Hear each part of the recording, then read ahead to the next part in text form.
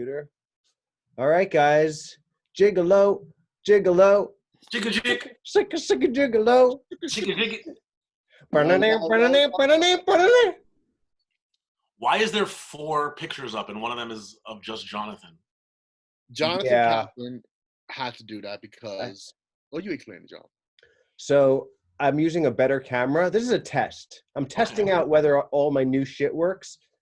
I'm using a better camera. So my theory is because this proxy monitor with me also on it, but just a picture, is not actually recording sound or video, it'll never talk and take over the center. Right. And then I can look at the camera and then look at you guys when you talk instead of looking down at the computer. Because if I look down at the computer, it's like I look like I'm checked out. But if I look over here at you guys, then I'm like looking at you. So it's like the same sight line. Okay. That's why I did it, man. Awesome. I mean, so this is your new camera that you're on right now. This is the camera that I used to shoot like sketches and stuff. Yeah, I just was able to figure it out how to make it work with live streaming. Oh, which camera is it? It's the Canon 80D. We shot our our thing with it. Yeah. It looks good. Does it give you better picture resolution? Or? I mean, it looks better than like last week, right? Like it was just the computer. So, well, because I want to try to do some kind of live show that I don't know what it is yet, but like this was the first step in going towards that goal, which was like figuring out how to get the camera to work. And also like I had it earlier where I was able to like switch to another picture, but like I just turned it on and got it to work today. And like, you know, with anything, I'm just like, I don't want to fucking. Let me ask you, is it like a higher resolution or something? Because I've noticed a little bit of lag on your end. Well, I have like shitty internet, so that might be it in general. Okay. I mean, it probably is, but the thing about it is, it's coming through. It's coming into the computer the way like any webcam would come in. Right. The computer doesn't know that it's a good camera because like this little box that I made it, like it changes the signal into like any digital shit. So yeah. So it shouldn't affect it. It's just why am I lagging the whole time, or is it? No, usually you're the most like stable one when I'm watching this, and I just noticed a couple times where like the sound kind of like grasped in and out. Well, you know what? We'll see. I'm recording the whole show onto the Zoom. Okay. So like the podcast will be fine, but you know, after this is over and I check it tomorrow, if it's like sucks dick, I'll be like, all right, back to the drawing board. I got to figure it out. But, you know, I feel like the Gigolos is where I can test this shit. You know what I mean? Yeah, for sure. For sure. And this is the free episode. So welcome to the Low End Gigolos free episode. And we're in the episode, guys. 2.1. How have we been doing? 1 month. 2.1. How have you guys been doing this week? I'm doing pretty good. How you doing? Doing all right. Doing good. I mean, I heard that Kevin is now opening for Sergio Chacon. Yes. Did you hear about that? Yeah, he's a famous comedian now. Holy shit! How did he do it?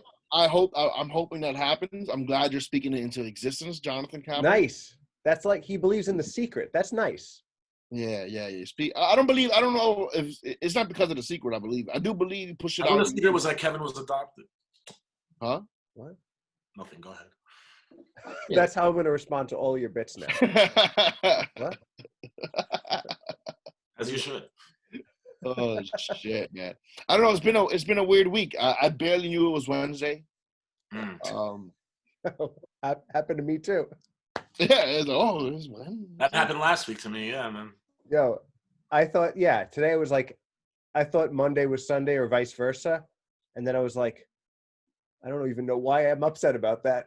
I think the craziest time aspect for me is that time is fucking flying, and at the same time it's going really slowly. But like I had like someone like I texted a couple weeks ago and I was like, I'll give you a call tomorrow, and I was like, I never called that person. And then I looked at my phone. I was like, it's been like 16 days since I said I'll call you tomorrow. 16 days. You know the crazy thing about it is that I don't have a good gauge of how long this thing has been either. Yeah, it's bizarre as fuck. And the thing is, we need to like come to the term that this thing could fucking ride out for a long fucking time. Oh man, when you say that, it feels so good. It's like I a love cozy it. blanket. It's a cozy blanket around my whole soul. I'm like, never, I would never go feel back. I would feel as comfortable as you are if unemployment benefits fucking kicked in, or if I got some stimulus money. I didn't get either. I didn't get Really? either of those things. You don't But just give the a fuck. the mental freedom is enough to give me whatever solace I need. I don't care if I starve to death in my apartment. Just not having to go to work has been so good. Don't make me go back to work. I get it, John. I don't know how you do it in the first place, man. A 9-to-5 job has to be the worst fucking thing in the entire universe.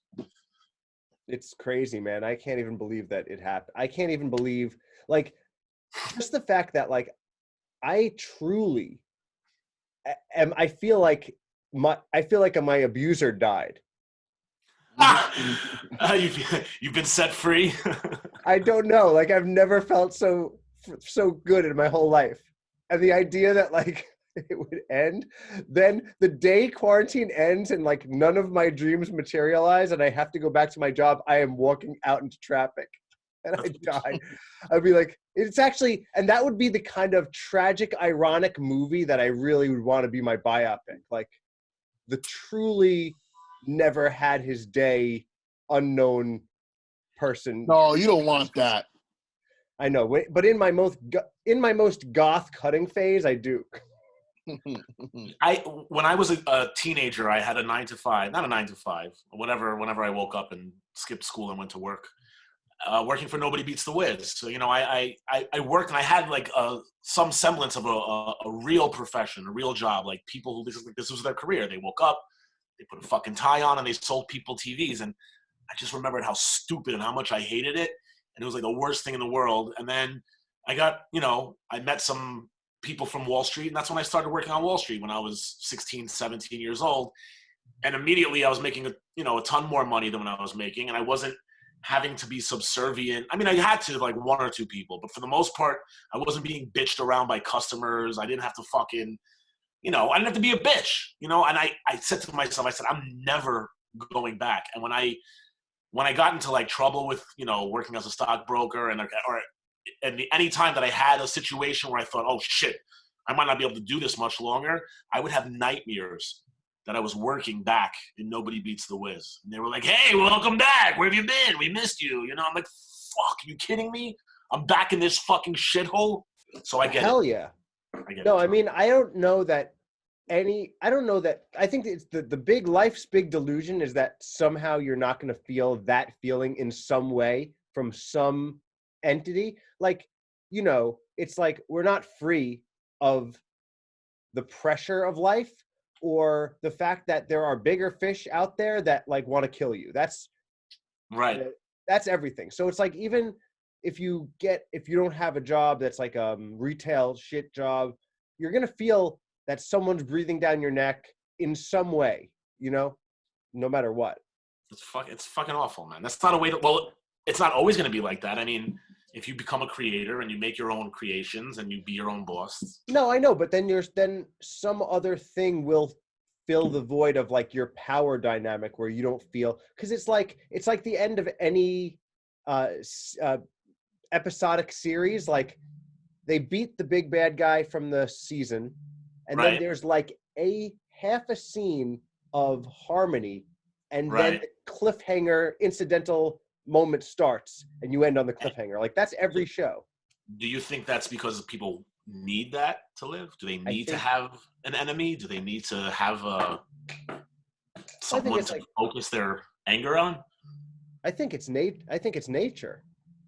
Well, how would that play out in the animal world? Guys, we are recording the episode on the video, but we aren't recording the episode on the tape. So audio?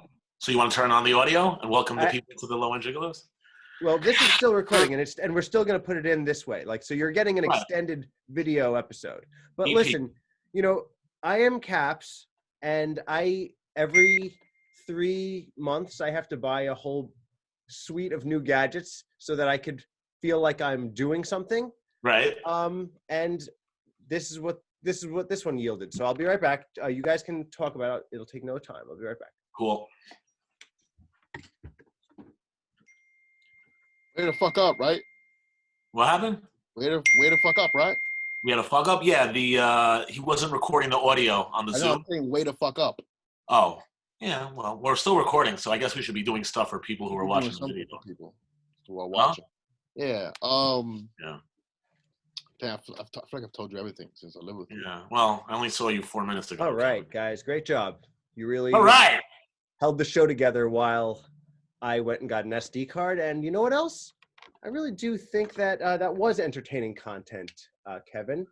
You are great. And I'm going to call up Sergio Chacon right now and I isolate that clip and be like, look how good this kid is. He's fucking amazing. He did an IG live last night also. I watched that. I did an IG live. I didn't know it was going to be a stand-up thing. How was that? Johnny had a laugh track. Yeah. Wait, you had a laugh track on yourself? Every set he had the guy hosting it had a laugh track. Wait, what's their name? We have to link their name. Couch comedy. Huh? You want to? Am I allowed to say it, Kevin? I don't care. Comedy couch. Oh, Comedy Couch. I went to look at that. I saw that on Instagram. So he has a laugh track? He did when Kevin was on. Yeah. Do you think is that what he always does? Yeah, he does. Yeah. He wasn't doing it just to wait, Josh, you thought he just did it for me? Like, oh, Kevin needs to laugh. No, I wasn't insinuating. I was saying the format was they play a laugh track, which I guess, because it is fucking awkward doing comedy for nobody. The first thing I told him was, hey, I'm not doing stand-up. I'm just going to tell you a story. React how you want to react. Because there were people actually listening, and looking. Right. But I saw other people doing stand-up. I'm like, what are you doing? Like they're standing in their house, stand up in their house, like at their kitchen? Like sitting down in the kitchen and like doing jokes, pausing when they were, it's like awkward as shit, man. That's weird. The weird thing is like, what is that skill in your head that you think you're doing? When you think, like, is that like, it just seems crazy. Well, however, I don't know. I watched like a second of like, and this is like a month ago, of like the late night that they're doing via Zoom. Oh. And dude, it's the same shit. They're telling scripted jokes and then pausing as if there's an audience there. And I'm like, yo, fuck, like what the hell? Oh, that's like not being, like, to me, that's like you're not in touch with the room. Like the reality of the room, as if we were in stand-up, the reality, you make fun of whatever the reality of the room is. And the reality of the room is, hey, we're all on fucking computers. Yeah, also they're fucking, it's like they're robotic with it. It's like, this is what we do. We can't veer off. God forbid we start making jokes that people like or don't like, and it's problematic. We don't have an audience to tell a laugh. Oh, so the content is like that too? It's like very much like, I want to be safe. I want to say safe things. Oh, no. On stand-up live. It's sticking to the format. And like the timing of it. I'm talking about late night shows. That's how late night shows feel. Yes, for sure. I'll tell you what though, the content people are saying is a little wilder. Cool. Like, from the comfort of their own home, like they're like, no one, like I can just turn this off and not watch the comments about my set. So I don't have to deal with the crowd afterwards. I can say whatever I like. Yeah, that's great. And that has been nice to see. I can't lie about that. I think that hopefully, God willing, that, this virus is over and we don't have a relapse of it, that will be a format that will be dead. That will be dead and buried, and we will never have to fucking see it again. I mean, I don't know. I mean, I think that, like, it will be around for as long as we have there's still going to be Trump and all that shit when we get out of this. And even if there isn't, there'll still be whatever that has wrought in our society. I mean, the good thing is that we'll have pre and post pandemic culture for sure. And that's like very welcoming.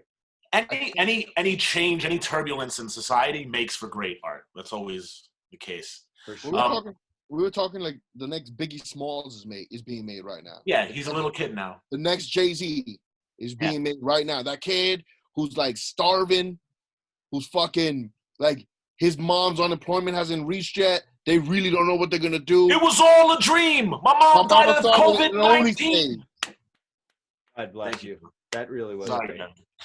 Yeah, like their moms like got to start an Oni's page right now. Oni's fans, like it's gonna get wild, bro.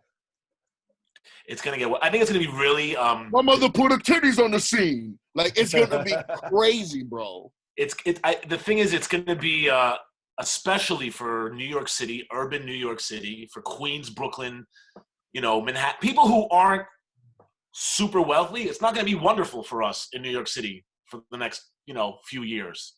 Yeah, if you're wealthy, you can leave town, you can go away, you live in a beautiful fucking mansion, you're good. But like for day-to-day shit where you can't really leave your house that often and you gotta wear a fucking mask everywhere and the subways are closed at night, it's gonna be a little fucking ride. I'm actually gonna start a cult. Yeah. Oh, you are? Yeah, I'm gonna start a cult. Kevin, you got a lot of fucking you're gonna do things. You're a real big guy who says they're gonna do things. All I can see is Kevin is all I can see is that you're on your way to opening for Sergio Chacon, the title of this episode. No, we have a good. I'm putting it into the universe. I'm helping. I'm secreting it. We have a good show recommendation for you, John, that I think you'll like. Talk to me. Have you seen Upload yet? No, I've seen the trailers for it. So it's a premise that's been touched upon a million times, but it's good. The writing is kind of like weak. Like you don't really care what they're saying to each other, but like the environment and the things that are happening and the science fiction and it's really cool stuff. It's really cool. The science fiction part is cool. The dialogue is shut up. It's kind of lame, but we watched the entire fucking season, so it's pretty freaking wow. What's interesting about what they have with people is that people in this world, and I think it's happening now, they're just way more freakier, and they're very open about it. Like you mean sexually? Sexually, yeah. They're everyone's sluttier. The men, the women, like. Well, so are people now, and it's the younger generation that's more promiscuous than ever. So you're seeing the evolution, 20 years into the future of what they're going to be like. And it's not, the weird thing is they're sluttier than like maybe we are now, but like I feel like we're dirtier than they are. So it's almost like they took the perversion. What do you mean by that, Josh? What do you mean? Because if you're sluttier. So like in this near future, they have a dating app where they basically same thing as Tinder, but it's just basically they're not meeting to go on a date. They're just meeting to fuck. So they swipe and this and that, and she's like, "All right, I'll meet him." And everyone's on that. The computer has an algorithm, so it knows like who you're most compatible with, who you're gonna like having sex with, and they match you with those people, and then they do it. But the thing is, even though they're just getting straight wham bam to the fucking, there's less of like a falsity, like a false, like people, you're on Tinder, you're looking to get your fucking dick sucked, you're looking to go fuck, but people pretend like, oh, we're gonna go on a date. And I mean, they pretend so hard they actually meet their spouse on Tinder. Well, some people don't really get married, do they? Actually, one of my best friends, guy who used to be in the band with me, Joey, met his wife, who has 2 kids with on Tinder. How do you think the military finds spouses? Everybody's on Tinder. Like everyone in the military is married within 3 weeks of the town they moved in. Okay. And it's all through Tinder. Yeah, Josh. Well, all right, but anyway, but in this you don't know shit about people out here getting married off Tinder like me. Well, this is not now. It's the nearby future. Experts. They're not showing you like they didn't actually. I don't know, Kevin. Did they even? Well, they did touch on. Did they touch on marriage, Kevin? I don't remember. They did it because here's the plot, John. Real quick, this guy, he's dating a very wealthy girl. He's working on this new app. And he gets into a car accident. His self-driving car drives him right into the back of a car. And he's in an emergency room, and she's like, "You're going to die. We need to upload you, or you're going to die." And when they upload you, they transfer your consciousness into this virtual reality heaven, and you exist there.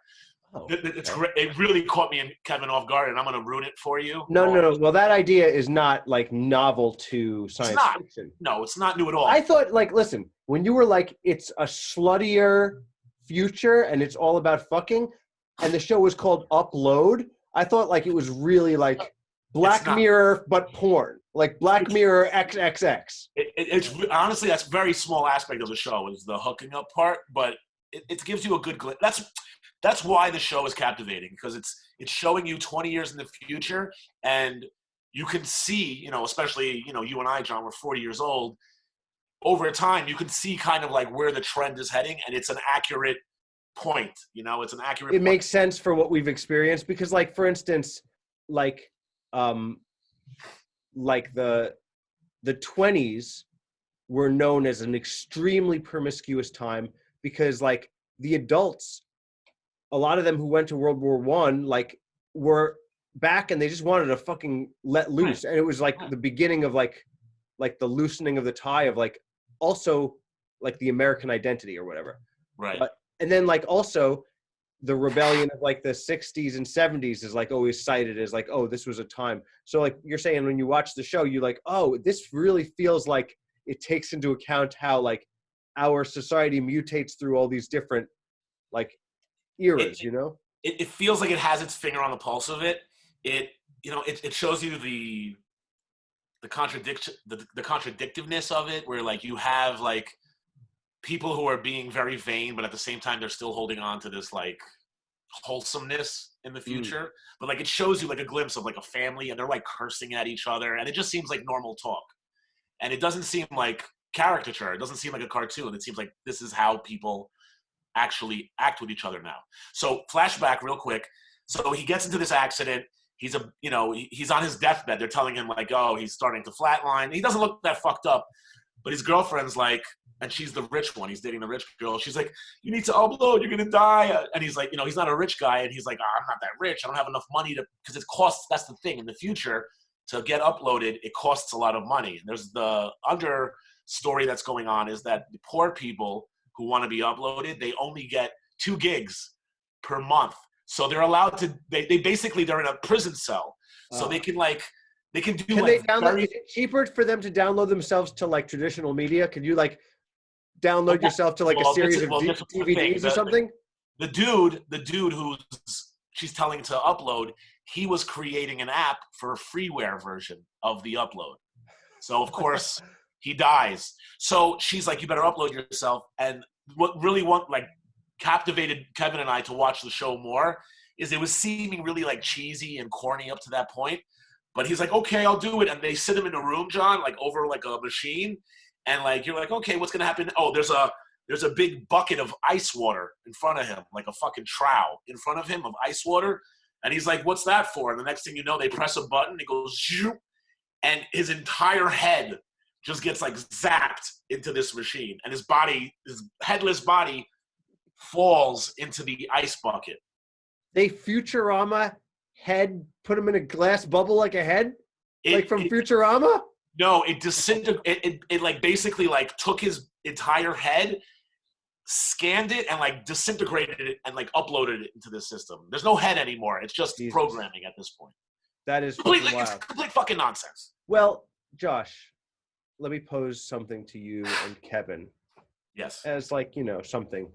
Maybe you could find a way of maybe like a generator online of how you can get me, you, and Kevin to be caricatured Simpson style in the Futurama glass bottle heads. Okay. You know what I'm talking about? Oh, yeah, the presidents. Yeah. Can we get like a copy of Futurama drawing of the three of us? Don't involve Candace. I bet no, I'm not gonna ask. Candace is not allowed to know about this. Candace, if you hear this, you're not allowed to ever even mention this subject. You have to actually go through life. My head. That's what we have to do. I'll figure it out. Yeah, listen, I'm not holding my breath, but I just want to still try to keep this thing alive. You know what I mean? Yeah, I felt kind of fucked up how I just was like, fuck you, guy. Yeah, for no reason. For no reason. First off, fuck your songs and the shit you say. I'm tripping. Kevin and I recorded some stuff today. Did you tell him? No. Why don't you tell? One of your favorite people in the world was here. Get off your phone. I'm looking for how to President Futurama our heads. He's great. He's great. He's gonna look at it do that later for the duration of this podcast and then forget it immediately. You know, half of our listeners can't can't see us on the video, so they don't have no idea that I'm not looking at the screen. So that is true. Most of our listeners don't watch the video, and then the other half of our listeners don't listen to the podcast. Listen, I don't even know if that's true. It doesn't matter to me. I just only know how to communicate in insults. I like that. Well, one day, like your father did to you, you'll tell Kevin and I how proud you are of us and how this thing really has some legs behind it. Listen, you think it's my fault that I have no faith in you guys? No, it's your dad's fault. It's fault. your fault for never coming through on any of the things that we ever wanted to do. Yeah, Kevin. No, that, you know, Marianne and I recorded a sketch today and yesterday. I can't remember. I know the final edit came in today, and it is one of the goofiest. It's so goofy. It's funny because as Science Wave, I don't even know. I feel like Grading Animals is a train that's running. That is I don't even feel like I'm just doing them. I don't even know what the fuck I'm doing from one to another. It's just I'm making them and whatever. But the new sketches we've been doing with Mares and Caps have been the opposite in intelligence. It's we are going straight up cartoons. That's what I feel like me and Marianne are doing. We made one today that's just it might as well be a fucking Ren and Stimpy cartoon. I love it. I love shit like that. Me and Kevin have been binge watching fucking Rick and Morty. That's a show I've never seen. John, fucking watch it. I know it's a thing you don't want to do because everybody else was fucking touting it. I'm telling you. Right? Kevin, you tell him. Fucking awesome. It's really Kevin, had you ever seen it before? No, never. Wow. Now, I've seen a clip, a commercial maybe, but it's fire. It's legit fire. Hell yeah. It really is. It's fucking hilarious. It just operates on just on the string theory. Anything that you could think could happen will happen in that show. Yeah. I mean, it's loosely based on Back to the Future. That's the starting material, right? There is nothing in it that feels like that at all. Nothing. Really? Nothing in it. Yeah. But isn't it about time travel and a scientist and a kid? No, it's beyond time travel. It's a scientist and a kid. It's the greatest scientific mind of every parallel universe. The whole thing it takes place with quantum physics, parallel universes. He's an alcoholic. He's hilarious. Wow. It's really I've legit missed out on this cultural phenomenon 100%. Me too. Culture and fucking society makes you not want to jump on board when you fucking see everybody loving something, but this is my curse that I have. It's all of our curse. I didn't want to watch it either at first, but I gave it a shot, and it's fucking brilliant, and you should give it a shot. It's really. I know nobody here cares, but I think it's the beginning of the end for Drake. What happened? Talk to me. I don't know about this shit. I don't know all about this shit. I mean, Drake put out. Listen, I love Drake, and we all allowed stinkers, right? We're all allowed bad pieces of art to go out. Okay. And I'm not even saying it's that bad, I guess, but man, this album sucked. It's one whole album that's bad. The whole album. It's it's supposed to be a mixtape. It's a mixtape. And his album's supposed to come out in the summer, but it's if this is any indication, usually it's the opposite for Drake. The album was okay, but this mixtape was a banger. All the shit the label told him that wouldn't work, he decided to just put out anyway. Man, this shit was trash, bro. It was so bad I agreed with Candace on it. I didn't tell him till right now. He doesn't know. But Candace was oh, Drake sucks now. I'm no, he doesn't. Shut up, Candace. And he does. He's wrong. He's right. Wow, that's so interesting. So right off the bat, not knowing anything about this situation, I know that Ralph has Drake's back. 100%. Is that right? Knowing just Ralph, everybody else hates it. Yeah, knowing Ralph, he probably is it's great, and everyone else does not know what the fuck is going on. Well, here's the thing, though.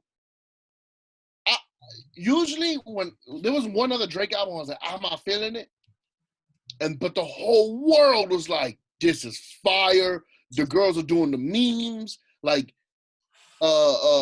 girls are doing that thing they do when they sit when the song is happening and they dance into it on a FaceTime Yeah, dancing to songs. None of that has happened. And if there was ever a time, what about that song he released where they go your left foot out and then your right foot? The whole is that from the first? Is that from this album? Because people like that song. It is, but no one knew there was an album coming or a mixtape coming. So he has at least one single from this album. 100%, yeah. Okay, well then, it's not a loss. If you have one single that people like, then you are okay. This is a loss for Drake. This is a loss, yo, for Drake. Like, I'm comparing Drake to Drake. I'm not comparing. That's true. I forget that Drake is literally one of the number one artists in the world for years. He really is. He really is. It's I don't know. Sometimes I forget that because his stuff doesn't move me. Like the last Drake song that I really, really loved came out 10 years ago. Remember the one who was like na na na na na na na na na na na na na. Forever, man. I mean nothing. That song is fucking great. Something done for me, so I ain't never stopping planning at all. That song Want is that great. shit forever, man. Yeah, that song is a great song. That was from a mix album also. That was him and Weezy. Not Weezy. Yeah, that's who was his mentor, who legitimized him. I mean, I don't know that people would I know the guy comes from royal stock in terms of musicians. His dad is a fucking great musician. Right. So he definitely deserves his place in music. But if you've been doing, I think that also for artists, I mean, I don't know this album, but I'm going to take the Eminem theory where it's all he's got to do is come up with 2 albums afterwards where he disses everybody who dissed this album, and he's exonerated. Oh, so it's he's doing the long play on. Nah, I don't think Drake. He can't do that. So. I don't think he can do that. That's not. He never came from battle rap. I know. I was kind of making a joke almost. Oh, but he makes diss songs. Yeah, but he's the counter disser. Right. Like a counter puncher. Like he wait to get hit. He'll slit and then knock you with a couple with a combo. Right.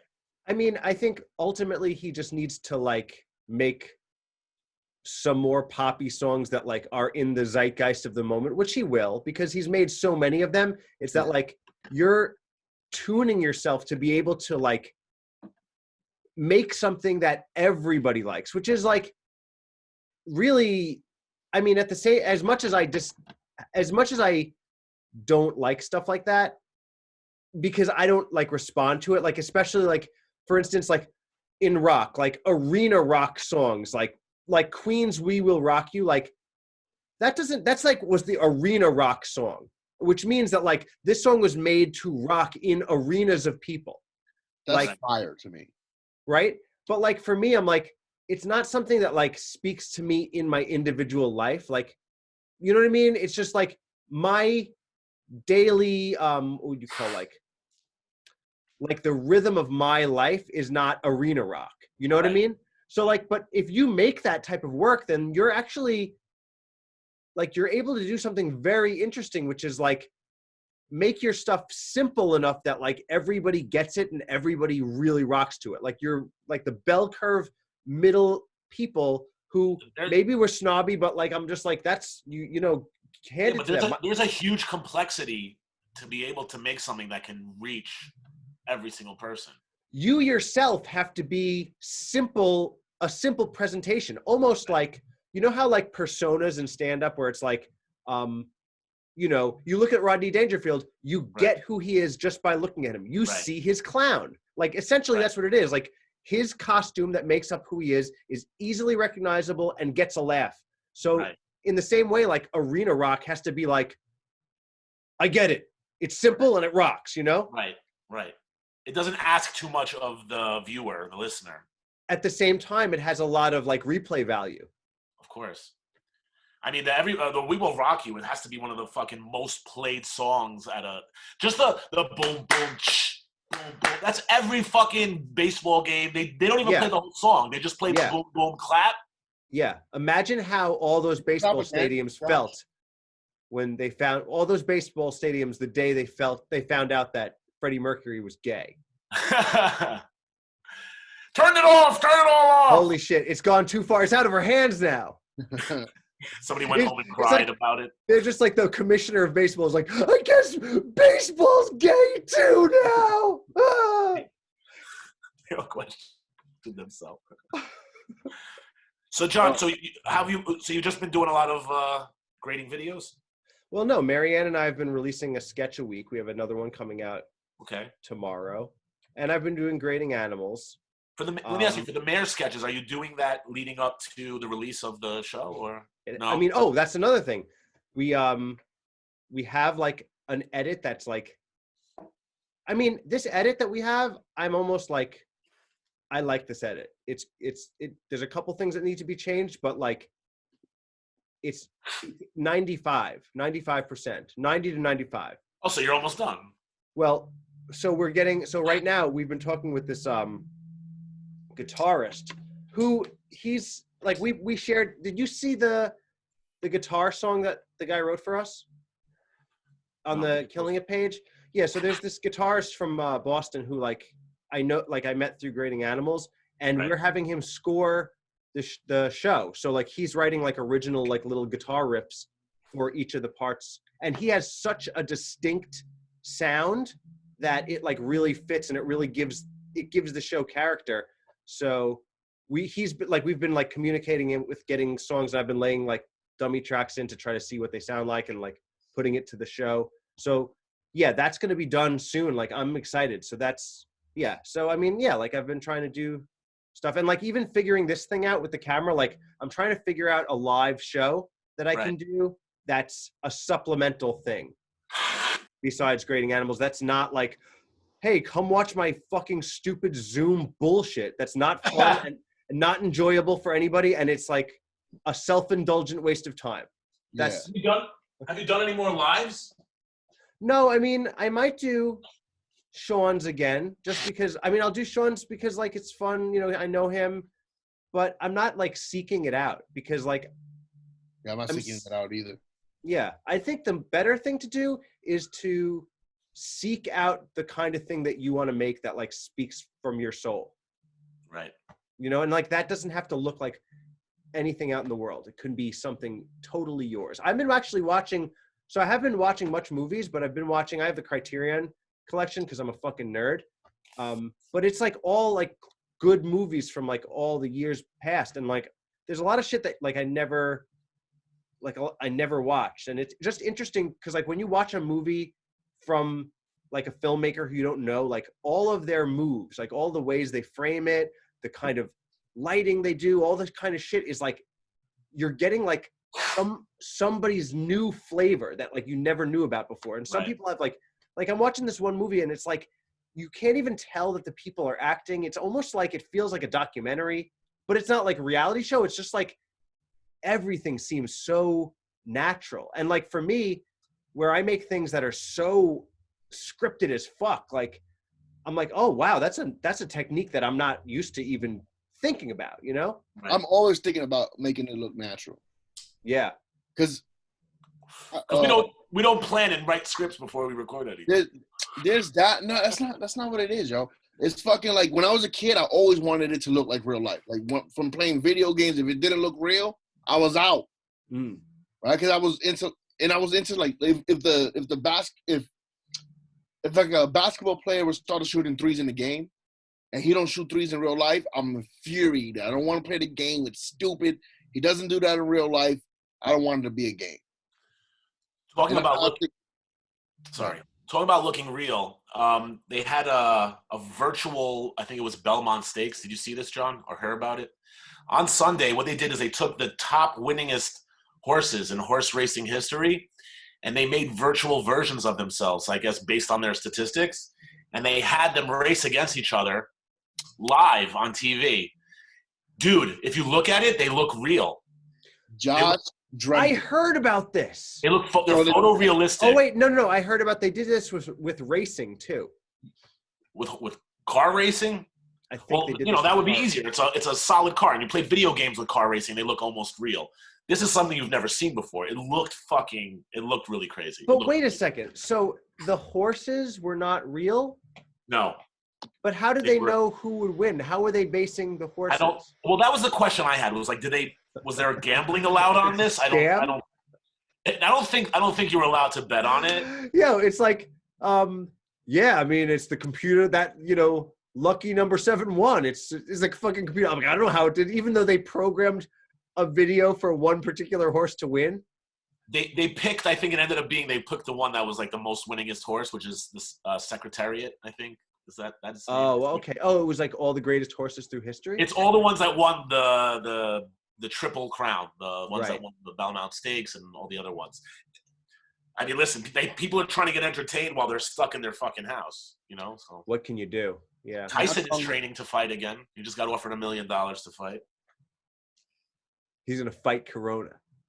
No, dude, did you see him? Did you see Tyson sparring? Did you on Tony Baker? Of course, I heard Tony Baker's he put it up. I didn't see that one. Yo, what did he say? I love when Tony Baker does shit like that. Yeah, do Tony Baker. Do the Tony Baker, Josh. What in the haberdasheries and hemoglobin is going on here? I think he did say that. He said, Mike Tyson could punch you back into 1987. Mike Tyson is the scariest living human being in 20,000 years. I'm already knocked out, and I didn't even get punched by him. He did a whole thing. He did this before when he showed a clip of Tyson a few years ago. But listen, God bless him. We need some entertainment back in the world. I look forward to seeing what people are going to do with sports. I mean, it's going to be really... They're saying Tyson might take charity events. And it's like, yo, I don't want to see any celebrity die that way. I don't. What are you talking about? A 53-year-old Mike Tyson fucks up 97% of the population. They offered him $1 million to fight a former rugby player turned boxer today. He was just offered $1 million. A rugby player? Yo, guys, do you have like Chatterbait on in the background? What is that Bing? That's Kevin. My phone is connected to my laptop now, and it was, I don't know how to turn off the ding sound. It's all good, dude. I like it. Because it sounds like you're getting tips. It sounds like you actually did join Chatterbait, and you'd be like, yo, I'm sorry, I got to do my podcast, but below, like, it's like I'm doing the podcast up here, and below here is a live stream of just my dick. Not even hard. Because it would be weird for me to do the podcast hard. Speaking of that, John. I mean, Kevin, imagine you had to do 2 things at once. You had to go on Chatterbait and be on the podcast, and like you didn't tell that you. I mean, that sounds like definitely a kinky fetish right there. Like people, into people jerking off, but other people not knowing they're jerking off. A secret jerk. It sounds like your hero, Louis C.K. What's it called? There was a great video released by Keenan Ivory Wayans. Is that who it was? The head of Living Color? Yeah. Yes. Keenan, his son, did you see this, Kev? I don't know if I talked about this with you. His son, did you see this, John? I don't think so. Keenan's son is graduating from high school or college. So he had his father, high school. His father recorded a message for all the kids who were graduating in his school, telling them, like, listen, you guys are, I know this sucks and you should be able to, walk, and you guys worked so hard to get here, but that's what's going to make you special, and that's what makes you different from everybody. He gave the most uplifting, sincere speech on the computer. And then he stands up and he's not wearing any pants, and he like walks out of the room, and but like he's wearing underwear. He didn't like flash them. That would be really comedy. Did I lose you? I lost everybody? Fuck. Oh, well. Shit. Did we lose? I'm just going to wait. I'm just going to wait for everybody to come back. Damn, dude. All right. Well, I think that was a good length for the episode. I'm going to pause and we're going to come back.